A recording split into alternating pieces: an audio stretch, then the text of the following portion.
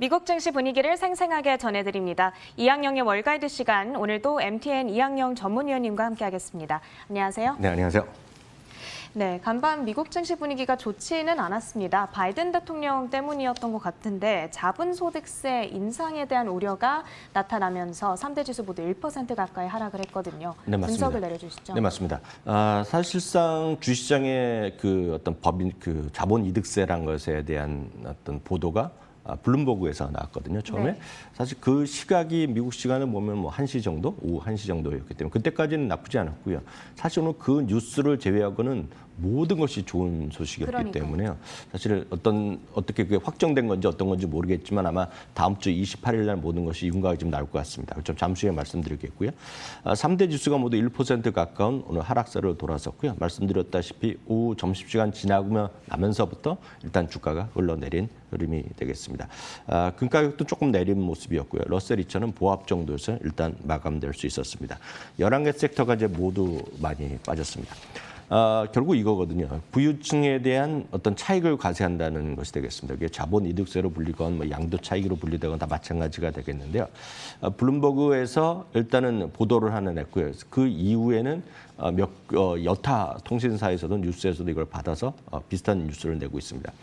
구체적인 건 이겁니다. 블룸버그 통신발 보면 100만 불 이상의 소득을 내는 사람이죠. 100만 불이니까 우리나라에서 보면 11억 원 정도 이상을 연 버는 사람이기 때문에 해당 사람이 그렇게 아주 많은 건 아니거든요. 현실적으로 보면. 여하튼 그들에 대해서 자본이득에 대해서 현재 20%를 과세하고 있는데 이걸 40% 이상까지 올릴 수 있다는 것입니다. 이제 구체적인 안은 같은 거 다 뚜껑을 열려봐야 되겠는데요. 일단은 배 이상 갈 수 있다는 거죠. 자본이득에 대한 가장 기본적인 것은 주식이거든요. 주식이건 채권을 통해서 돈을 버는 거죠.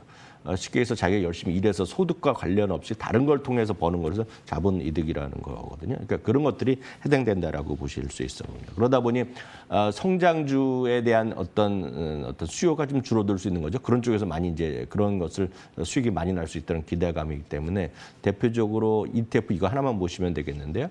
IBW라는 것이 성장주 ETF입니다. S&P 500 기준인데 이것이 오늘 1% 가까이 주가가 내려가는 모습이 되겠고요. 종목으로 보면 이제 기술주라든가 뭐 쉽게 해서 테슬라, 아마존 이런 것들이 다들 성장으로 분류되기 때문에 그런 것들이 오늘 상대적으로 약한 흐름을 보여줬습니다.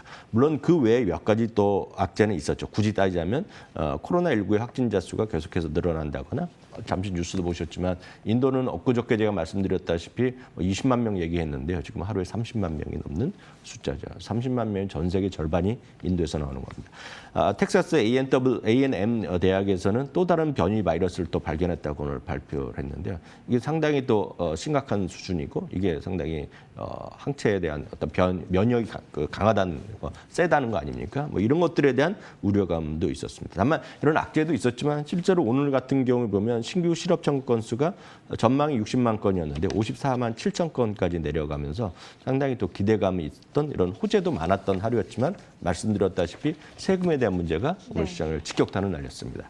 네, 아무래도 이 자본소득세 인상에 대한 우려가 간밤에서는 가장 시장의 화두였던 것 같은데요.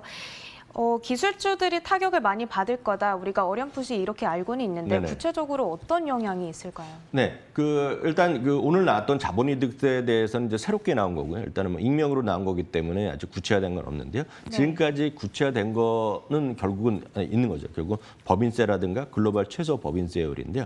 사실 이 부분은 상당히 조금씩 구체화되고 있고요. 이제 아시는 분 계시겠지만 다음 주 28일입니다. 미국 시간 28일로 바이든 대통령 입장에서는 처음으로 의회 합동 연설이 예정돼 있거든요. 그래서 거기서 이제 세금에 대해서 좀 더 구체화된 얘기 나왔죠. 그리고 바이든 대통령께서 선거 전부터 했던 미국을 재건시키자, 더 좋은 나라로 재건시키자 이런 관점에서 인프라 투자도 하고 그에 따른 세원을 확보해야 된다는 그런 관점에서 준비가 되고 있고 오늘 아마 그런 얘기가 사실이라면 그런 쪽에서 결국 세원을 마련하는 거죠. 왜냐하면 많은 돈을 쓰고 있고 쓰려고 그러면 재원이 있어야 되는데 미국은 아시다시피 엄청난 재정 적자를 겪고 있기 때문에 그렇죠. 그러니까 재원을 확보하는 그런 차원에서 이해하시면 되겠습니다.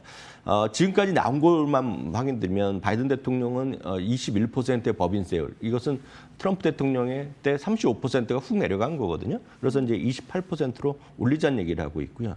그럼 이제 의회를 통해서 한 25% 정도 합의되지 않겠느냐는 기대감도 있습니다.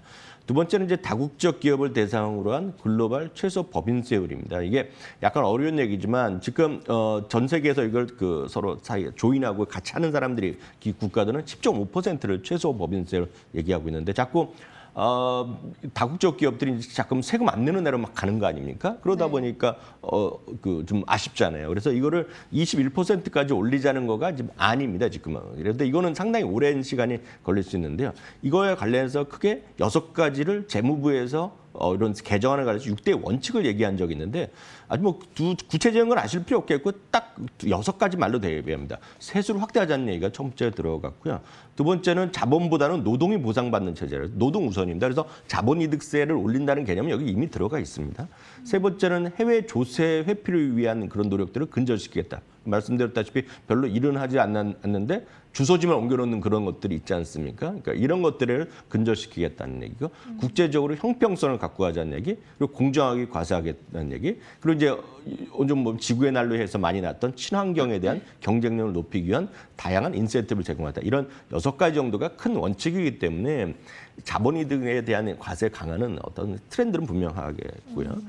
다만 이렇게 되면 이걸 관련해서 시티그룹이 몇 가지 또 그 조사를 한 게 있습니다. 이것도 보면 어쩌면 말이 되는데 해외 매출이 30% 이상 되는 기업들을 먼저 좀 출연했습니다. 해외 기업되고 거기서 특히 해외 지역에서도 법인세율이 좀 적은 기업들이 있지 않습니까? 그런 것들을 조사해봤더니 한 10개를 뽑아놨는데 그걸 이제 해외 매출의 부분에 대한 실효세율이라고 우리가 표현할 수 있겠는데요. 페이스북이 한 12% 정도밖에 안 내고 있고요. 아마존이 12%, 넷플릭스 14%, 엣지 같은 건 4.5%밖에 안 내고요. 테이크투, 연브랜드가 12%야 11%, 애플이 14%, PBH가 6.5%, 도미노와 나이키가 각각 11%야 12%밖에 안 내기 때문에 이건 해당되는 21%가 바로 가진 않겠으나 이런 것들이 상대적으로 해외 매출도 많고 세금도 상대적으로 미국에 있을 때보다 훨씬 더 내는 기업이거든요. 네. 이런 것들도 있다는 것도 유의하시면 되겠습니다. 네, 어쨌든 뭐 28%까지 인상이 될지 아직 확실하게는 모르겠지만 네네. 뭐 25% 정도로 합의될 가능성은 제기되고 있다는 점을 참고를 해보면 좋을 것 같습니다. 오늘도 실적에 대한 이야기를 빼놓을 수가 없을 텐데요. 오늘 실적을 발표한 기업들, 특히 애프터마켓에서는 인텔과 AT&T가 있었던 것 같은데요. 네, 맞습니다. 정리를 좀 해주시죠. 네, 트랙터 서플라이라는 회사가 있습니다. 트랙터 서플라이가 이제 도시에 있는 분들은 별로 볼 일이 없는 건데요. 일단 약간 농촌 지역 가면 이게 쉽게 해서 월마트만큼 많이 있는 거거든요. 쉽게 얘기해서 뭐 수많은 농기계 그런 관련된 것도 팔고 일반 마트에서 파는 것도 다 파는 그런 유통점인데요. 작년에 워낙 히트를 쳤습니다. 지금 웬만한 그 가정용 트랙터나 이런 것들은 뭐 3개월 기다려야 산다는 얘기까지 할 정도인데요. 주당 이익이 전망 대비 상당히 더 높게 나오면서 주당 이익이 지금 1.5달러까지 났고요. 라스베가스 샌즈는 기대 이하 매출이 나왔습니다. 그러면서 주가가 오늘 제법 많이 내린 모습이 되겠고요. 여기는 뭐 하는 회사인가요? 라스베가스 샌즈요? 네. 그 라스베가스의 호텔이죠. 카지노 호텔. 네. 라스베가스 호텔이 되겠고요. 시간의 실적은 이제 인텔과 스냅이 대표적인 기업이 되겠는데 인텔은 이제 실적이 기대 이상이 나왔지만 데이터 센터가 이제 상당히 성장 섹터인데 이쪽에선 좀 부진하다는 얘기가 좀 결과적으로 나오면서 시간에서도 한 1.3% 내려가 있고요. 스냅은 이제 스냅 챗입니다. 주당 19센트 이익이 나왔는데요. 지난 분기에도 마찬가지였는데 적자가 예상됐었는데 흑자로 나왔고요.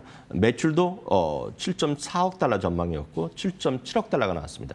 전년 대비로 보면 무려 66%가 나오면서 정규장에서 빠졌는데 시간에서는 한 6%대 반등을 시도하고 있네요. 네, 알겠습니다. 일단 오늘은 여러 가지 호재들도 있었지만 경제 지표는 좀 좋게 나왔고요. 그렇지만 변종 바이러스라든지 증세 이슈와 같은 악재들도 많이 있었다 보니까 네. 올 한 해 동안의 시장 전망에 대해서도 좀 상반되는 의견들이 많이 보이더라고요. 네. 월가에서는 어떻게 전망을 하고 있습니까? 네, 몇 군데 좀 인용을 해두면 바클레이즈는 평소 그 시장에 대해서 아주 적극적으로 보는 것이 아니거든요. 기존에 네. 4천 정도밖에 눈높이가 없으니까 4천이면 지금보다 낮은 가격인데요. 오늘 오늘 좀 이러보다니 목표 지수를 올렸습니다. 4,000에서 4,400까지 상향했는데요. 일단은 깜짝 실적이 나오고 있고요. 실적 전망이 상향되고 있는 것 자체는 긍정적으로 얘기했습니다만 아직도 밸류에이션에 대한 부담이 있고 법인세 인상 이슈도 있기 때문에 적극적인 대응보다는 좀 시장을 좀 보수적으로 보는 시각이라고 보셔야 되겠습니다. 펀드 스트레스 탐리인데요. S&P 500이 6월까지 4,400까지 갈 수 있다는 어떤 자기 자신의 입장을 다시 한번 재확인했습니다. 확률 한 50% 정도를 얘기를 하고 있는데요. 최근에 증시는 본격적인 조정이라기보다는 기간의 어떤 조정, 다지는 성격으로 얘기를 하고 있고요. 이거는 무슨 뜻이냐면 최근에 주가가 좀 밀린 것들이 고성장주, 여기서 고성장주라는 것은 매출이나 이런 것 없이 큰 기대감으로 올라갔던 것이 되겠고요. 스펙 주식들 이런 것들이 크게 이제 레버리지 효과가 있었는데 그것들이 좀 빠져나가는 거품이 빠진 것을 이제 디레버리징이라는 표현을 흔히 영어로 쓰는데요. 이런 것들이 의하면서 증시 조정이 그런 것들이 마무리되고 있다는 얘기죠. 그리고 이런 것들이 본격적인 어떤 경제 회복에 지금 들어가 있기 때문에 경기 민감주의 비중을 적극적으로 확대해야 될 시기라는 얘기를 다시 한번 재확인하고 있습니다. 네, 방금 전에 이 경기 민감주들의 비중을 확대해야 된다 말씀해 주셔서 어떤 것들인지 구체적으로 좀 궁금한데 네. 짧게 좀 말씀해 주실까요? 네, 경기 민감주는 가장 대표적인 것이 그냥 뭐라고 설명하면 될까요? 돈이 좀 여유가 생기면 살 수 있는 거죠. 그러니까 돈이 있건 없건 간에 무조건 사야 되는 것이 필수 소비재거든요. 그러니까 그것이 아니라 돈이 있으면 좀 없으면 참고 있으면 사는 거죠. 네. 대표적인 건 자동차라고 일단 이해하시면 그렇네요. 되겠습니다. 지금 그림 하나 몇 개를 보여드릴 텐데요. 월간요. 신차와 중고차의 판매 단가가 이렇게 급증하고 있는 모습이 되겠고요. 신차 판매와 중고차 판매를 딱 확인해 보시면 신차, 중고차 판매가 지금 14%나 3월 달에 늘어났고요. 신차도 약간 9%인데 이게 좀 수치가 좀 잘 나왔네요. 에러가 있었는데 어떤 계속 올라갔고요.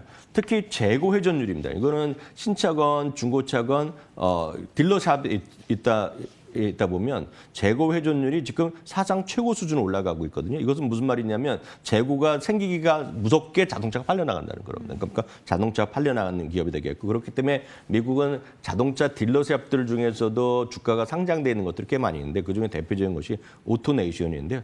사상 최고가를 계속 가고 있는 그런 흐름이 되겠습니다. 네, 지금 시장 흐름에 맞춰서 비중 확대를 해볼 만한 경기 민감주, 그중에서 자동차 관련주들을 얘기를 해주셨는데요. 그 가운데에서도 오토네이션을 꼽아주셨습니다. 오늘 시간 관계상 인터뷰 여기까지 나눠보도록 하겠습니다. 지금까지 MTN 이항영 전문위원님과 간밤 미국 증시에 대한 시황 판단 내려봤습니다. 오늘 말씀도 고맙습니다.